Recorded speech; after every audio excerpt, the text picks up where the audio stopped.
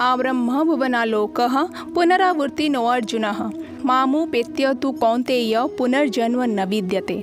यार माने जानी माने ब्रह्मलोक पर्यंत सबु लोक कालर वशवर्ती होई पुनरावर्तन होता माने आंकर पुनर्जन्म होता है किंतु जे मते प्राप्त हुए सी पुनर्जन्म होई न थाए। चलतु मु साधारण भाषा आपन को जनाऊँ ब्रह्मांकर दुनिया हो बा आम धरित्री ए सब पुनरावर्ती माने यांकर मृत्यु हेबा परे पुनर्जन्म हेबा स्वाभाविक।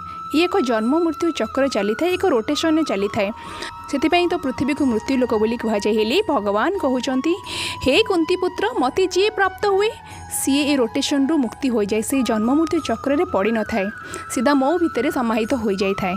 हेले एठी गोटे कथा ए श्लोक रे भगवान ब्रह्मलोक को भी अनित्य कहते माने आ ब्रह्म भुवन लोक पुनरावर्ती नो अर्जुन माने किछि बुझी पारुछंती ब्रह्मांकर भी मृत्यु अछि सेथिपाई तांको भी पुनरावर्ती कहा जाइछे माने तांकर मृत्यु भी हेबो एवं तांकर जन्म भी हेबो। जदि मृत्यु काहार न हेबो तो सी होचुनी स्वयं भगवान विष्णु सेथिपाई देवतांको भितरे श्रेष्ठ बोली तांको कहा जाय थाए।